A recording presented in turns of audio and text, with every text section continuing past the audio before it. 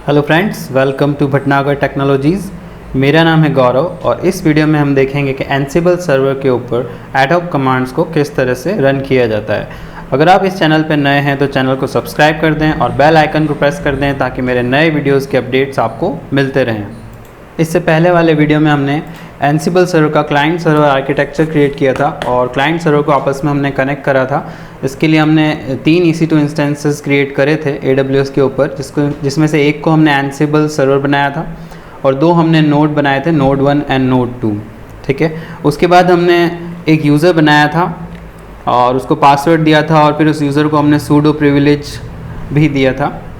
उसके बाद हमने SSH कॉन्फ़िगरेशन किया था और सर्वर से नोड को एक्सेस करके भी देखा था और नोड पर कुछ फाइल्स भी हमने बना के देखी थी।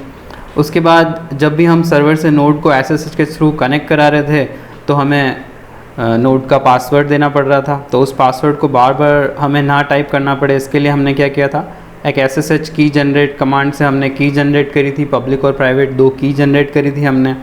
उसके बाद जो पब्लिक की जनरेट हुई थी उसको हमने हमारे सभी नोड्स के ऊपर कॉपी कर दिया था ताकि जब भी हम सर्वर से SSH करें तो नोड हमसे पासवर्ड ना मांगे। ठीक है, उसके बाद हमने क्या किया था कि सर्वर में और सभी नोड्स की हमने लिस्ट देखने के लिए कुछ कमांड्स देखे थे, जिससे हम सर्वर पे ही रन करके कमांड्स और अपना हमारे पास में कितने नोड्स हैं और उनके क्या क्या IP एड्रेसेस हैं, कितने ग्रुप्स हमारे पास में हैं, वो हम देख सकते हैं। आज हम इस वीडियो में देखेंगे कि एनसिबल सर्वर से एनसिबल नोड के ऊपर एडहॉक कमांड्स को कैसे यूज़ करेंगे और उन्हें क्लाइंट्स के ऊपर या हमारे जो नोड्स हैं उनके ऊपर कैसे रन कराएंगे। तो एडहॉक कमांड्स या जो भी कमांड आप अपने सर्वर पे चलाना चाहते हैं तो उन कमांड्स को रन करने के लिए हमारे पास में 3 तरीके होते हैं, जिसमें से फर्स्ट है हमारे पास में एडहॉक कमांड्स। ये पहला तरीका होता है। दूसरा होता है मॉड्यूल्स के थ्रू आप कर सकते हैं, आप मॉड्यूल्स रन करा सकते हैं सर्वर के ऊपर। और तीसरा होता है एनसिबल प्लेबुक्स। एनसिबल प्लेबुक्स आप क्रिएट करके भी क्लाइंट्स के ऊपर जो भी आपको अपडेशन करना है या इंस्टॉलेशन करना है वो आप कर सकते हो। इस वीडियो में हम क्योंकि एडहॉक कमांड्स देख रहे हैं तो हम एडहॉक कमांड्स के बारे में थोड़ा जान लेते हैं। एडहॉक कमांड्स क्या चीज़ होती है? एक तरह से सिंपल लिनक्स कमांड्स हैं, बस इसके अंदर ये आपको ध्यान रखना पड़ेगा कि देयर इज़ नो आइडेम्पोटेंसी। जब भी आप कोई एडहॉक कमांड चलाते हो तो इसके अंदर कोई आइडेम्पोटेंसी नहीं होती है। अब आइडेम्पोटेंसी का मतलब ये हुआ कि अगर आपने अपने सर्वर से नोड्स के ऊपर कोई भी अपडेशन किया या कोई भी कमांड आपने रन किया तो वो ये चेक नहीं करेगा कि जो आप काम नोड्स पे करना चाह रहे हो क्या वो नोड्स पे पहले से किया हुआ है या नहीं है। यानी कि जब भी आप कमांड चलाओगे वो नोड के ऊपर उसको ओवरराइट करता रहेगा। सपोज़ आप कोई फाइल बना रहे हो नोड्स के ऊपर, तो जब भी आप एडहॉक कमांड को रन करोगे तो अगर वो फाइल नोड के अंदर पहले से बनी हुई है तो वो चेक नहीं होगी और वो फाइल ओवरराइट हो जाएगी। तो हो सकता है हमें ऐसा करने से कई बार कोई प्रॉब्लम भी हो जाए। तो ये चीज़ आपको ध्यान रखनी पड़ेगी कि जब भी आप एडहॉक कमांड्स रन कर रहे हैं तो उसके अंदर कभी आइडेम्पोटेंसी नहीं रहेगी। दूसरा हम देखते हैं कि एडहॉक कमांड्स हमें क्यों यूज़ करने चाहिए। तो एक ये है कि एडहॉक कमांड्स हम जब यूज़ करेंगे जब हमें ऐसा कोई टास्क करना है जो हम बहुत ही रेयरली कभी करते हो। फॉर एग्ज़ाम्पल आपको कहीं वेकेशंस पे जाना है और आपके लैब एनवायरनमेंट में या आपके जो भी सर्वर सेटअप आपका है उस एनवायरनमेंट में बहुत सारी मशीन्स हैं और आपको एक साथ उन्हें बंद करनी है, उन्हें शट डाउन करना है, या आपको कोई ऐसा पैच आपने इंस्टॉल किया उसके बाद में आपको सारी मशीन्स को एक साथ रीस्टार्ट करना है। उस टाइम पे हम इस एडहॉक कमांड का यूज़ करेंगे। तो इस तरह से एडहॉक कमांड कोई कॉन्फ़िगरेशन मैनेजमेंट कमांड नहीं है, जैसे कि एनसिबल एक कॉन्फ़िगरेशन मैनेजमेंट टूल है। तो जब हम इस पर एडहॉक कमांड चला रहे हैं तो आप ये मत समझना कि वो कोई कॉन्फ़िगरेशन मैनेजमेंट टूल है। ठीक है ना। चलिए अब हम हमारे सर्वर और क्लाइंट्स सेटअप की तरफ चलते हैं और कुछ एडहॉक कमांड्स को रन करा के देखते हैं। तो यहाँ पर मैं अपने AWS अकाउंट के EC2 इंस्टेंसेस डैशबोर्ड पे आ गया हूँ। अब मैं यहाँ से हमारे पास में जो 3 हमने नोड क्रिएट करे थे, एनसिबल सर्वर, नोड 1, नोड 2, इन तीनों को स्टार्ट कर लेता हूँ, स्टार्ट इंस्टेंस, और इन तीनों को पुटी के थ्रू कनेक्ट भी कर लेता हूँ। ठीक है, यहाँ आप देख सकते हैं तीनों मशीन्स हमारी रनिंग हो गई हैं, तीनों मशीन स्टार्ट हो गई हैं। अब मैं 1 बाय 1 तीनों मशीन का पुटी से एक्सेस ले लेता हूँ, उसके बाद हम इसको आगे प्रैक्टिकल करेंगे। ओके, तो यहाँ मैंने पुटी से तीनों हमारे EC2 इंस्टेंसेस को लॉगिन कर लिया है। ये हमारा सर्वर है जो कि मैं ब्लैक कलर में वर्क कर रहा हूँ, ये सर्वर है। तो इसके ऊपर सबसे पहले हम SU करके हम हमारे यूज़र में आ जाते हैं जो कि था यूज़र 1, जिससे कि हम सारा एनसिबल वर्क कर रहे हैं। इसका पासवर्ड था पासवर्ड। ठीक है, ये यूज़र 1 पे मैं आ गया हूँ। उसके बाद में जो हमारे सेकंड सिस्टम है इसके अंदर भी हम SU करके यूज़र 1 पे चलते हैं, और जो हमारा सेकंड नोड है, फर्स्ट नोड था वो, सेकंड नोड ये है SU-user1। ठीक है, ये तीनों हमारे पास में हमारे EC2 इंस्टेंसेस हैं, जिसमें से ब्लैक कलर आप ध्यान रखेंगे हमारा सर्वर है, इसी से हमको सारे नोड्स के ऊपर वर्क करना है। तो अब हम यहाँ पर सर्वर पे हमारा फर्स्ट एनसिबल एडॉक कमांड रन करा रहे हैं। तो कमांड में लिख रहा हूँ एनसिबल, उसके बाद में हमारे ग्रुप का नाम जो था ग्रुप ए हमारे ग्रुप का नाम था। उसके बाद में हमें एक आर्ग्यूमेंट लगाना है -a से मतलब होता है यहाँ पर आर्ग्यूमेंट। उस आर्ग्यूमेंट के बाद में मैं इन्वर्टेड कॉमा के अंदर जो भी कमांड लिखूँगा, लिनक्स कमांड होगा वो, तो वो एज ए लिनक्स कमांड हमारे सभी नोड्स के ऊपर रन होगा। सपोज़ मैं यहाँ पर ls लिखता हूँ और एंटर करता हूँ, तो यहाँ आप देख सकते हो कि इसने दोनों ही हमारे जो नोड्स हैं, जिसमें से एक का IP 147 है और एक का 120 है, उन दोनों के ऊपर ls कमांड रन किया और उनकी यूज़र 1 की होम डायरेक्टरी में जो भी फाइल्स रखी थी, जैसे कि ये डेमो और डेमो 1, और एक सिस्टम में हमारे पास में पड़ा है फाइल 1, 2 और 3, वो सब उसने मुझे लिस्ट करके शो कर दिया है। तो इस तरह से हम सिंपल लिनक्स कमांड्स को एडॉक कमांड यूज़ करके और चला सकते हैं नोड्स के ऊपर। एक और कमांड लिखता हूँ मैं एनसिबल, इसको क्लियर कर देता हूँ मैं, एनसिबल, उसके बाद में ग्रुप A जो हमारा ग्रुप है, ग्रुप -a। उसके बाद मैं चाहता हूँ इस ग्रुप के अंदर जो फर्स्ट हमारा नोड है, नोड 1, उसके ऊपर ही वो कमांड चले। तो मैं यहाँ पे क्या लिखूँगा, अगर आपको ध्यान है, आपने पुराना वाला वीडियो देखा है, तो उसके अंदर मैंने बताया था आपको जो फर्स्ट नोड है उसका नंबर होता है 0। ठीक है, ग्रुप, उसके बाद में नोड का नंबर हमने लिखा 0 यानी कि फर्स्ट कंप्यूटर।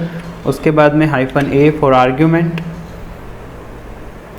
और आर्ग्यूमेंट के बाद में मुझे लिनक्स कमांड लिखना है। यहाँ से मैं लिख रहा हूँ टच, और कोई भी फाइल हम बना देते हैं, सपोज़ फाइल A मैंने बना दिया। ठीक है, और इसको मैं एंटर कर देता हूँ। तो यहाँ पर आप देख सकते हैं 120 हमारा जो नोड है, जिसका IP लास्ट में 120 है, उसने बता दिया चेंज्ड, यानी कि उसके अंदर कोई इसने चेंज किया है। अब चलते हैं हमारे नोड के ऊपर और इसको चेक करते हैं। तो नोड 1 हमारा जो है, जिसका IP लास्ट में 120 है, ये तो 147 है, ये रहा 120। अब इसके अंदर मैं ls करता हूँ, परमिशन डिनाइड, क्योंकि अभी भी आप देखो मैंने इसको SU-user1 किया था तो बीच में हाइफन नहीं लगाया था, यानी कि इसकी होम डायरेक्टरी अभी चेंज नहीं हुई है। तो इसको हम एक बार फिर से लिखते हैं SU-user1, और इसका पासवर्ड दे देते हैं जो हमने कल डाला था। पासवर्ड हमने सिंपल पासवर्ड ही रखा था। ठीक है, अब मैं आ चुका हूँ यहाँ पर यूज़र 1 की होम डायरेक्टरी में। आपको मैंने बताया था pwd कमांड होता है प्रेजेंट वर्किंग डायरेक्टरी, इससे आप देख सकते हैं /home/user1, यह यूज़र 1 की होम डायरेक्टरी में अभी मैं वर्क कर रहा हूँ। यहाँ मैं कमांड लिख रहा हूँ ls, तो यहाँ आप देख सकते हैं फाइल A हमारी क्रिएट हो चुकी है। ठीक है, जो कि हमने अभी इस एडॉक कमांड के थ्रू यहाँ पर क्रिएट करी है।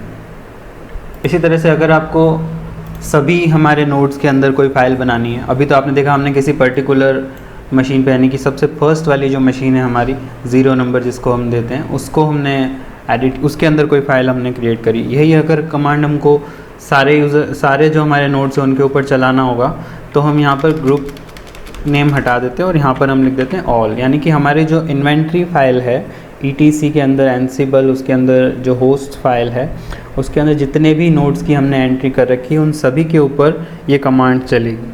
तो यहाँ पर हम कमांड लिखेंगे टच, और कोई फ़ाइल क्रिएट कर देता हूँ मैं, सपोज़ मैं लिख देता हूँ फाइल 1 2 3। ठीक है, और एंटर कर देता हूँ। तो अब आप देखें ये दोनों के IP दे रहा है मुझे 147 भी और 120 भी, और दोनों पे एक एक बार इसने चेंज बताया है, यानी इसने दोनों ही नोड्स के ऊपर वो चेंज कर दिए। इस तरह से आप भले ही आपके पास में 2 नोड हों या 200 नोड हों या 2000 नोड हो, उन सभी के ऊपर आप ये एडॉक कमांड चला के और एक ही कमांड से सबके ऊपर कोई भी फाइल क्रिएट कर सकते हैं। तो चलिए इनको चेक कर लेते हैं हम। सबसे पहले हमारे पास 120 जो नोड है हमारा, इस पर चलते हैं और ls कमांड चलाते हैं। फाइल 1 2 3 ये देख सकते हैं आप यहाँ पे बन चुकी है, और जो हमारा दूसरा नोड है इस पर भी चलते हैं, यहाँ पर ls कमांड चलाते हैं। तो यहाँ पर भी ये फाइल 123 चल गई है, बन गई है, सॉरी, ठीक है। फिर से चलते हैं सर्वर के ऊपर और अब सपोज़ मैं सर्वर से देखना चाहता हूँ कि मेरे नोड्स जो हैं उन नोड्स के ऊपर कौन कौन सी फ़ाइल रखी हुई है यूज़र 1 की होम डायरेक्टरी में। तो उसके लिए मैं कमांड लिखूँगा ansible all -a और कमांड हम क्या लिखेंगे चेक करने के लिए ls। तो लिस्ट हो जाएगा कि जो हमारा यूज़र 1 है उसके होम डायरेक्टरी में कौन कौन सी फाइल्स रखी हुई हैं। तो ये देखिए आप दोनों ही मशीन्स का यहाँ पर ls का आउटपुट बता रहा है। ये हमारे पास में टोटल 5 फाइल्स यहाँ रखी हैं जिसका IP 120 है उस नोड पे, और 3 फाइल्स यहाँ रखी है जिसका IP 147 है उस नोड पे, ठीक है। यहाँ से अगर मैं फिर से कमांड लिखता हूँ एनसिबल, उसके बाद ग्रुप का नाम ग्रुप -a, उसके बाद में -a आर्ग्यूमेंट, और कमांड हम लिख देते हैं यहाँ से टच FILE फाइल Z, और इसको अगर मैं एंटर करता हूँ तो इसने क्या किया, इसने फिर से दोनों नोड्स के ऊपर फाइल Z नाम की फ़ाइल बना दी है। देखिए यहाँ पर आ चेंज्ड, यानी ये कमांड कभी भी ये चेक नहीं करता है कि हमारे नोड के ऊपर जो भी ये चेंजेस करने जा रहा है क्या वो वहाँ पर पहले से मौजूद है या नहीं है। इसका मतलब ये हुआ कि इसमें आइडेम्पोटेंसी नहीं होती है, ठीक है ना। आप इसको जितनी बार कमांड को रन करेंगे ये उतनी बार वहाँ पर फाइल्स को ओवरराइट करता जाएगा। ऐसे ही अगर मुझे किसी फाइल को रिमूव करना है तो मैं कमांड लिखूँगा एनसिबल, उसके बाद ग्रुप का नाम ग्रुप -a फॉर आर्ग्यूमेंट, उसके बाद मैं लिखूँगा RM फाइल -a और यहाँ मैं कर देता हूँ एंटर। तो यहाँ आप देख सकते हैं हमारे एक नोड के अंदर जिसके अंदर फ़ाइल A थी वो रिमूव हो चुकी है, इसने चेंज बता दिया, और जो हमारा एक नोड है उसके अंदर वो फाइल नहीं थी तो इसने एरर मैसेज दे दिया नो सच फाइल और डायरेक्टरी, तो 0 रिटर्न कोड के साथ में दे दिया क्योंकि उसमें वो फाइल थी ही नहीं। इसी तरह से अगर मैं जो फाइल Z मैंने बनाई थी वो रिमूव करना चाहता हूँ तो मैं यहाँ से लिख दूँगा फाइल Z और एंटर कर देता हूँ। तो ये देखिए चेंज यानी कि दोनों ही नोड्स के अंदर उसने फाइल Z को रिमूव कर दिया है। उसके बाद अगर हम हमारे सभी नोड्स के अंदर कमांड चला के चेक करते हैं ls कमांड से, तो यहाँ देख सकते हैं आप फाइल Z नाम की फ़ाइल नहीं है, ठीक है, वो रिमूव हो चुकी है। इसी तरह से अगर मैं यहाँ से हमारे नोड्स के अंदर अगर कोई पैकेज इंस्टॉल करना चाहूँ तो yum कमांड के थ्रू कर सकता हूँ, जो कि एक लिनक्स कमांड है। तो सपोज़ मैं यहाँ पर लिखता हूँ sudo yum install, हम इंस्टॉल कर लेते हैं httpd पैकेज को, -y लगा देता हूँ और एंटर कर देता हूँ।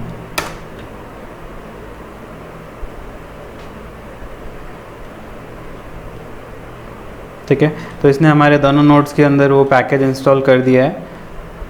इसको चेक कर लेते हैं हम चलते हैं हमारे नोड्स के ऊपर और यहाँ पर हम लिखेंगे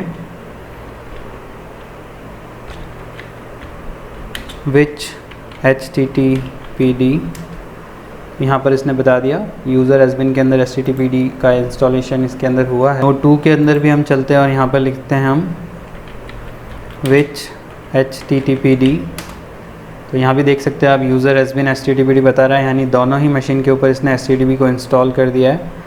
इसी तरह से अगर मुझे इस पैकेज को या किसी भी पैकेज को हमारे नोड्स से हटाना है तो हम sudo yum और फिर लिख देंगे remove httpd-y एंटर। तो ये हमारे सभी नोड से रिमूव हो जाएगा। फिर से चेक करते हैं which httpd, ठीक है, बता रहा है नो httpd, ठीक है। दूसरे नोड पे भी चेक कर लेते हैं हम, सॉरी which httpd, यहाँ पर भी आ गया नो httpd, यानी इसने सभी हमारे नोड्स से जो पैकेज हमने दिया था वो रिमूव कर दिया है। तो इस तरह से हम एडोब कमांड्स के थ्रू छोटे छोटे कमांड्स अगर हम रन करना चाहें हमारे सभी नोड्स के ऊपर तो कर सकते हैं। वैसे ये यम कमांड जो मैंने आपको चला के दिखाया, ये कमांड ज़्यादातर यूज़ नहीं किया जाता है एडोब कमांड्स में, क्योंकि ये एक तरह से कॉन्फ़िगरेशन मैनेजमेंट के अंदर आ जाता है, तो जो एडहोक कमांड्स है वो कॉन्फ़िगरेशन मैनेजमेंट के काम में नहीं लिए जाते हैं, बट फिर भी अगर आप चाहें कुछ इंस्टॉल करना है, रिमूव करना है तो उससे कर सकते हैं।